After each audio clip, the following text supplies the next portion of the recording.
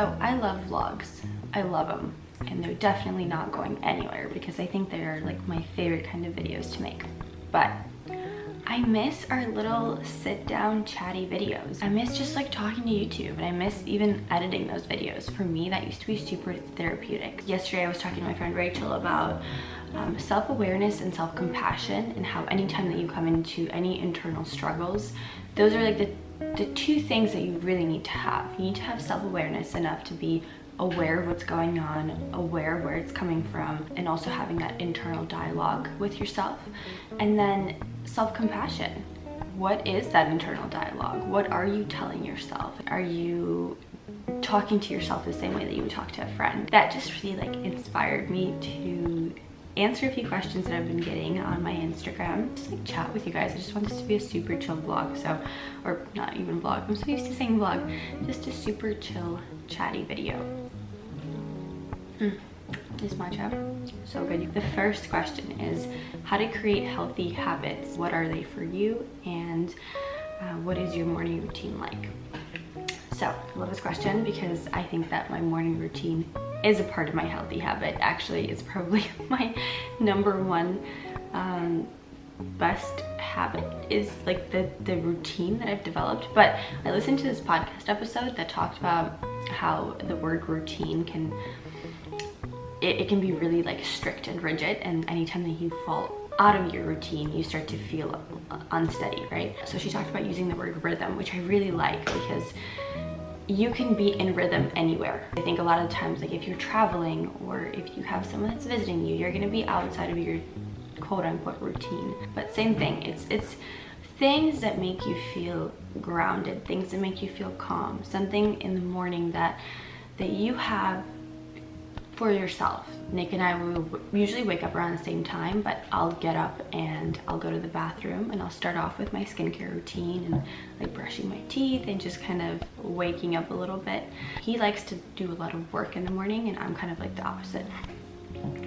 So he'll be on his laptop and I'll start making us some coffee or matcha. I kind of go back and forth on those two. This is also the time where I take all my supplements and vitamins and all that, which is super great. It's really easy for me to remember to take them because they're just a part of my morning routine or rhythm. And then I'll kind of sit here and I'll drink my matcha and I journal. This is the 5-minute journal. It was actually given to me by my friend Nikki. I love it. I've never been a journal person ever, but this is super easy because all that you have to do is you just answer like 3 questions. First one is I'm grateful for, and then you have to list 3 things that you're grateful for. What would make today great? And then you have 3 things that you list for that, and then daily affirmations. And I've really found that this routine, not only can I stick to, but I just like thrive from. I also have my planner with me as well, and after I journal, I'll go into my planner and I'll just kind of see what I have to do for the day. I usually plan everything out on Sundays, like the week in advance, and then I change it as things change throughout the week. But having an actual physical planner that I can hold, I can't recommend it enough. But yeah, that's my morning routine. And now healthy habits. I can think of a few just off the top of my head. I hope that they're helpful. But number 1 is probably walking everywhere. Something that I developed like obviously at the start of COVID, because honestly before COVID hit, I was not a walker. I drove everywhere. I drove to the grocery store that was like 0.2 miles away. I don't know why. I think I lived in a neighborhood that wasn't really walkable, and then I moved into this house and it's a neighborhood and it's so nice to walk. I can walk to the grocery store, I can walk everywhere pretty much. There's little stores, there's little coffee shops, there's restaurants everywhere. So everywhere that I can walk to, I will walk to. Anytime that you have to go somewhere, just consider if you can walk there. Even if you can't, like even if it's way too far away, but just to get into the habit, because I found myself during the pandemic being like, oh wait, yeah, I can totally walk here as long as I think about it, even though my initial reaction is like grab the car. That's been great. Because when I walk, I also listen to podcasts. The combination of walking and podcasting to me is basically therapy.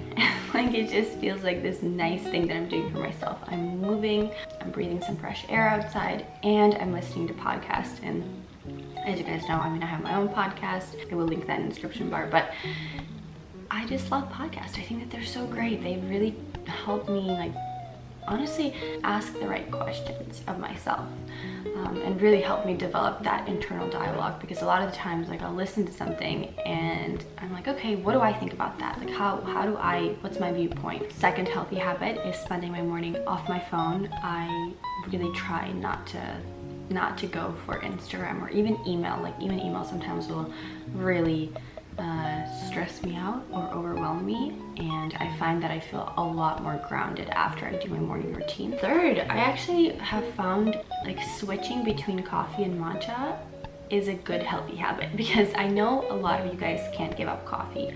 I used to be that person too, and then I went cold turkey, switched to matcha completely, and it was brutal for the first like 2 weeks. And now I'm just really enjoying it. I feel like my energy is so much more stabilized. I can go without having matcha or coffee in the morning now, whereas that used to not be the case at all. So it's really helped me. I think I do more matcha than coffee. During the week, I'd say I do about 4 to 5 cups of matcha and 3 to 2 cups of coffee. Another healthy habit is since I've been walking everywhere and just being like outside more, I bring trail mix with me everywhere that I go. Like, if I'm going to the park with Bernie, with my dog, I'll bring snacks, and most of the time it's trail mix, because it's something that helps me like stay full. It's healthy, it's good for you, it's nice because you can like continue snacking on it. Again, very small habit, and yeah, I guess the last one is trying my best to stick to a rhythm or stick to a routine, even when I'm in a rush. Even if things are really hectic, I try my best to do the things that I can that I know make me feel good. So if I'm in a new place and I can't go through my entire morning routine, I'll at least try and do my skincare, or I'll at least try to journal a little bit in the morning. Like, a few things that I know that really help. That way I don't get completely off balance. Steps to practice self-love and self-compassion. And the one after that was also loving your body, accepting yourself, and having a positive body image, which I think all of that really just correlates together. Oh guys, I could talk about body image and self-compassion and all of that for ages. I actually have quite a few podcast episodes on it. My camera died, so I had to charge it up for a minute. But on the topic of body positivity and having a good relationship with your body, here's what I think. Without having this be like an hour-long video, your journey with your body is kind of never ending, and it's for many reasons. Number one, what we've been conditioned to think about our bodies since childhood. I mean, there's so much that's coming to light now, and there's so many people that are talking about problematic things that we were taught as young girls.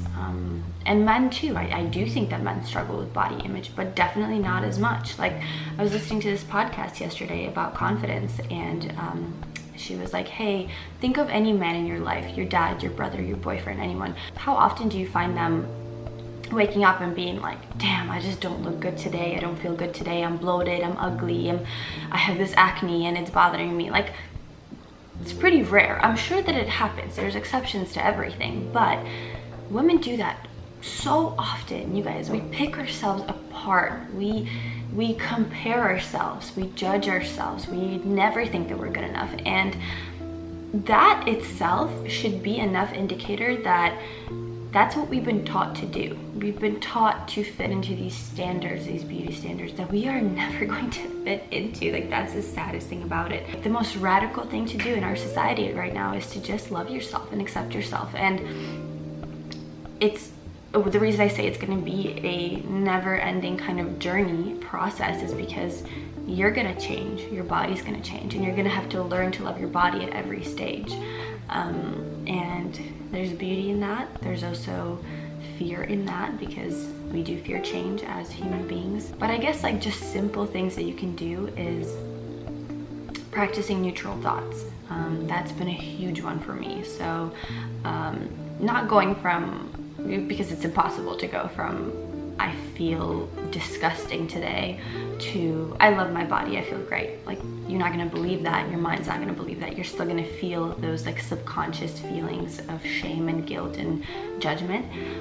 So practicing neutral thoughts that you can believe. If you find yourself critiquing yourself, try switching your thought to, like, for example, if you are feeling, I feel disgusting, I feel bloated, I'm this and this and this, try thinking things like, today my body can take me to the park, and because I get to the park, I get to hang out with my dog, and I love watching my dog run around the park. Today my body can go hiking, and hiking always makes me feel good. Just these little positive things, like instead of what my body looks like, what can your body do for you? Today, my body's gonna eat some really good healthy food. I know it sounds like talking to a kid. In a sense, I think it is, because a lot of it we've been conditioned as children, so we have to like reteach ourselves. Even if I do get hard on myself, which I have definitely had moments where I do, I kind of just fall back on this system that I've built, which is, you know, being curious with myself and my body. You don't have to love what they look like to love them. You don't have to love what your body parts look like in order to appreciate what they do for you, and the fact that they allow you to live life and experience all these different things, and be grateful for them. So that's where I'm at. That was a long Q&A, I think. I think I already answered like a few questions, but that was really nice. I also have some Portland footage that I think I'm just gonna throw in this video. It's just like me alone in Portland exploring the city, and I don't want that footage to go to waste because it was really fun. It was a really nice day that I got to spend with Bernie. Okay, Bernard, let's go. Okay, let's go.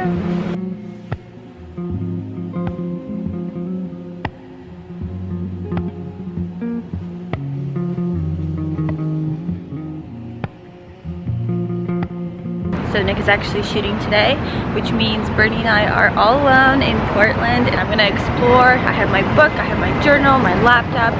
We're doing some work. Our first stop on the agenda today is to go and try to find a coffee shop where I can actually sit down and work with Bernard, because a lot of them obviously don't allow dogs inside.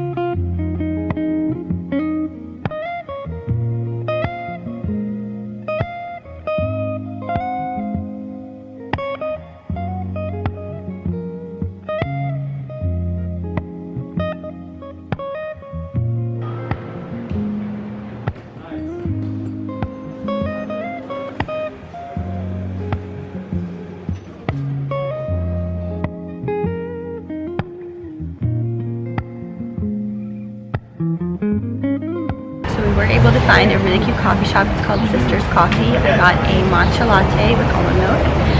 The setup here is so cute. The walk here was awesome. I feel like I really got to see the entire city. It took about 30 minutes. And Bernie and I are going to be doing a little bit of work here. I got a new audition that I have to work on, and usually when I get a new audition, the first thing that I'll do is I'll just write everything out. I'll write the entire scene out. I find that for me, that really helps me memorize it and just kind of get it into my brain.